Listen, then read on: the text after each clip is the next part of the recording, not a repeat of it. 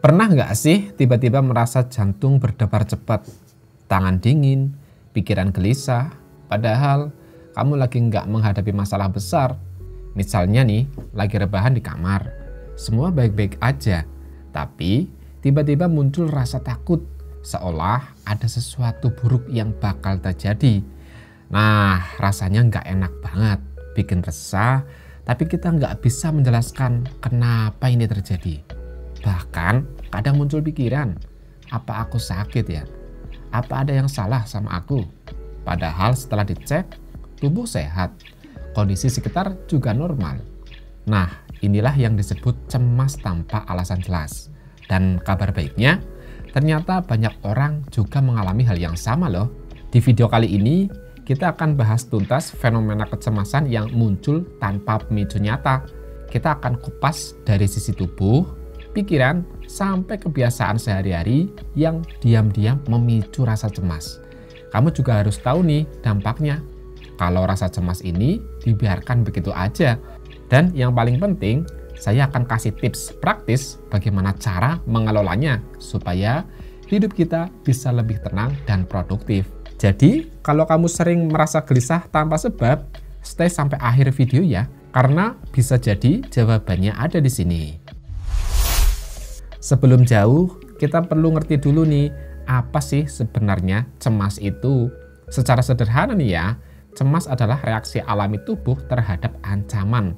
Kalau ada anjing yang galak mendekat, atau kita lagi ditagih deadline nih, tubuh otomatis waspada, jantung berdetak lebih cepat, napas lebih pendek, otot menegang. Semua itu bertujuan agar kita siap melawan atau kabur nih.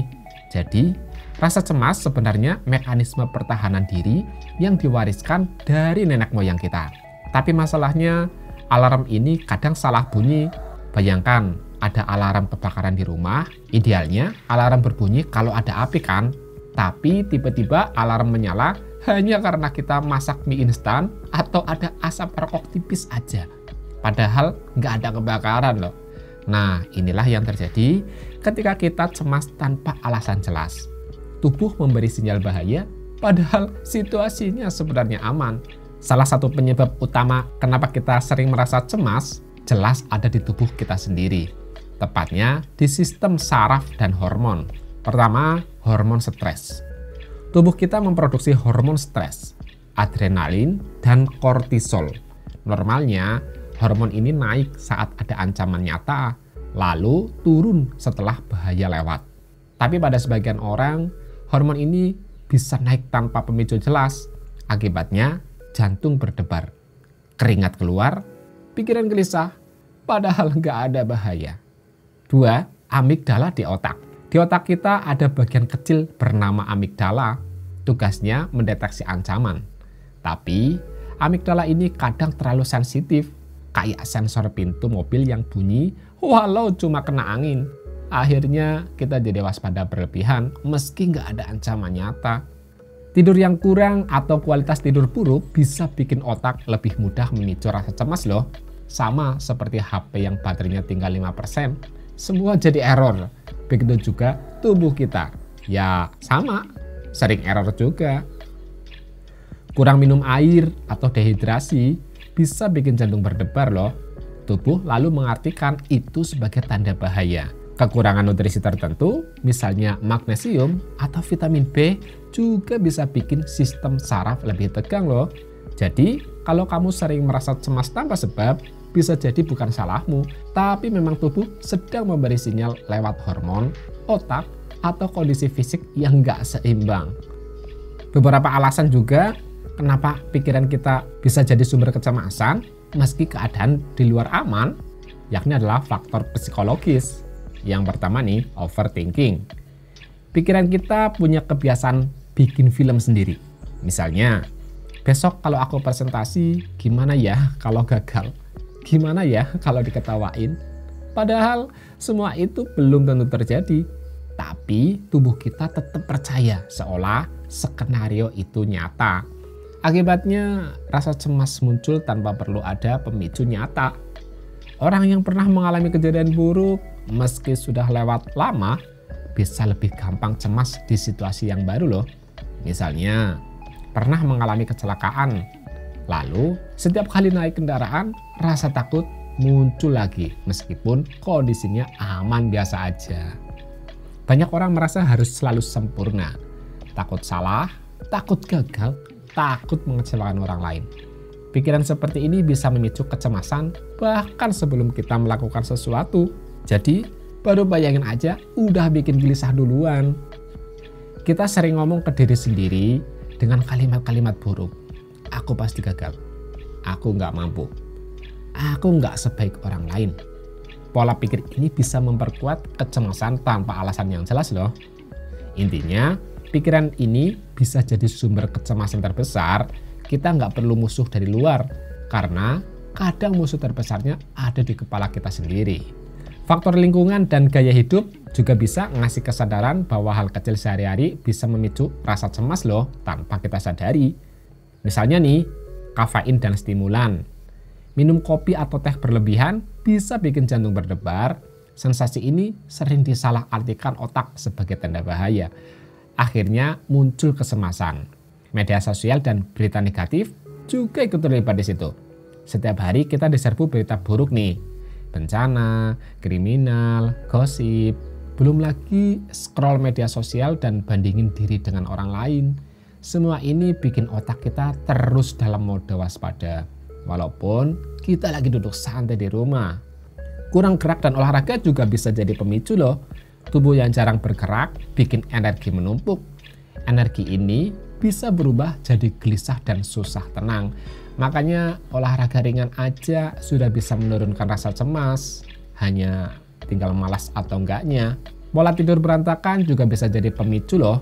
Tidur larut malam, begadang, atau sering kebangun bikin otak lelah. Otak yang lelah jadi lebih gampang salah membaca sinyal tubuh. Lalu muncullah rasa cemas. Lingkungan juga sangat bisa berpengaruh.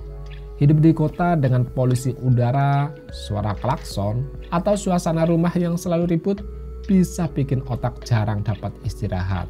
Dan akhirnya sistem saraf terus bekerja seolah-olah ada ancaman. Jadi kadang bukan ada masalah besar, tapi kebiasaan kecil sehari-harilah yang diam-diam memicu kecemasan. Beberapa kasus, misalnya bayangin aja ada seorang mahasiswa. Malam sebelum ujian, dia sudah belajar dengan cukup. Catatannya lengkap, persiapannya pun juga sangat matang. Tapi pas mau tidur, tiba-tiba jantungnya berdebar. Pikiran mutar-mutar. Besok kalau aku blank gimana ya? Kalau dosen nanya sulit, gimana ya jawabnya? Padahal belum tentu terjadi. Dan hasilnya dia malah susah tidur. Bangun dengan kondisi lelah, dan performa di ujian justru menurun. Ini contoh klasik sih, cemas tanpa alasan yang jelas bisa jadi masalah yang nyata. Atau misal pekerja kantoran nih, hari itu sebenarnya kerjaan udah selesai, deadline aman. Tapi saat dia pulang, duduk santai di sofa, muncul rasa gelisah yang aneh. Tiba-tiba ada perasaan seolah ada email penting yang terlewat atau atasan bakal marah besok. Padahal kenyataannya semua aman.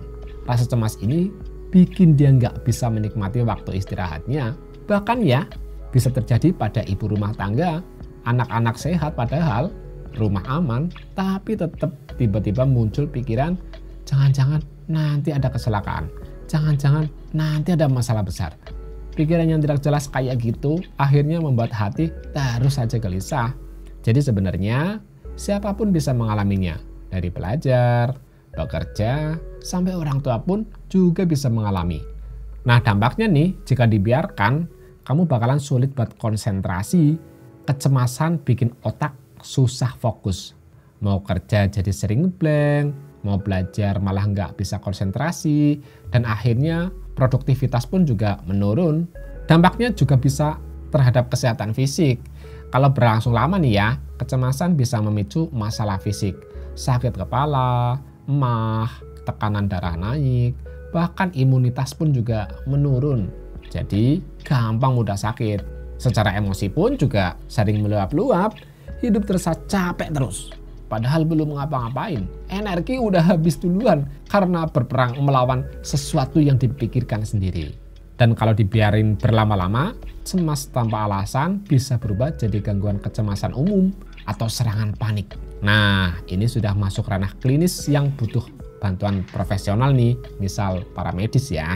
Makanya penting banget kita buat mengenali tanda-tanda dari sekarang. Karena semakin lama dibiarin, kecemasan ini bukan cuma gangguan pikiran, tapi juga bisa merusak kualitas hidup secara keseluruhan. Nah, gimana nih solusinya kalau itu semua terjadi? Langkah pertama adalah sadar dulu kalau kamu lagi cemas. Banyak orang justru panik karena mereka merasa panik. Itu malah bikin kecemasan tambah berlipat ganda. Jadi, saat rasa itu datang, katakan ke diri sendiri, "Oke, aku lagi cemas sekarang dan itu wajar. Aku akan biarkan perasaan ini sampai lewat." Kamu juga bisa menarik napas dalam-dalam. Coba tarik napas dalam 4 detik, lalu tahan 4 detik, dan buang perlahan 4 detik lagi. Ulangi beberapa kali. Coba cara sederhana ini bisa menenangkan sistem saraf, menurunkan detak jantung, dan bikin otak merasa lebih aman. Kamu juga bisa membatasi stimulan kayak kopi, gula, dan HP. Coba deh kalau kamu gampang cemas, coba kurangi kopi, minuman energi, bahkan gula yang berlebihan. Karena semua itu bisa bikin tubuh seolah sedang siaga bahaya. Begitu juga dengan HP, terutama sebelum tidur ya. Scroll berjam-jam bikin otak nggak sempat istirahat, jadi capek secara nggak sadar. Olahraga juga penting loh, nggak harus nge-gym atau olahraga yang berat-berat loh. Misal jalan kaki 15 menit aja, stretching, atau yoga sudah cukup membantu tubuh buat menyalurkan energi berlebih yang sering berubah jadi gelisah. Atau coba kamu biasakan deh untuk nulis isi di dalam kepalamu ke dalam sebuah jurnal atau kertas. Dengan begitu, pikiran yang muter-muter bisa keluar, nggak terus berputar di kepala. Nah, kalau udah sampai parah nih, kamu bisa cari dukungan ke orang lain. Kadang kita cuma butuh ngobrol dengan orang yang dipercaya, mau teman, keluarga, atau bahkan profesional. Jangan merasa harus melawan kecemasan sendirian ya. Intinya, rasa cemas itu bisa dikendalikan. Bukan berarti kita harus menghilangkannya 100%, tapi kita bisa belajar berdamai dengannya. Agar hidup kita selalu tenang dan produktif. Jadi, cemas tanpa alasan jelas itu nyata dan banyak orang mengalaminya. Penyebabnya bisa dari tubuh, pikiran, maupun kebiasaan sehari-hari. Kalau kita biarkan, kecemasan ini bisa mengganggu kualitas hidup kita. Tapi kabar baiknya, kita bisa belajar mengelolanya. Mulai dari menyadari perasaan, mengatur napas, menjaga pola hidup, sampai mencari dukungan ke orang lain. Ingat, cemas bukan berarti kamu lemah. Itu hanyalah sinyal tubuh dan pikiranmu yang butuh perhatian. Dan dengan langkah kecil yang konsisten, kamu bisa lebih tenang, lebih fokus, dan lebih bahagia. Kalau video ini bermanfaat, jangan lupa kamu klik like, share ke temanmu yang sering merasa gelisah. Dan subscribe ya, biar nggak ketinggalan pembahasan menarik lainnya. Karena di channel ini, kita akan terus kupas hal-hal sederhana tentang hidup dan pikiran yang ternyata bisa mengubah cara kita menjalani hari. Terima kasih sudah nonton sampai akhir. Jaga dirimu baik-baik dan sampai ketemu di video berikutnya.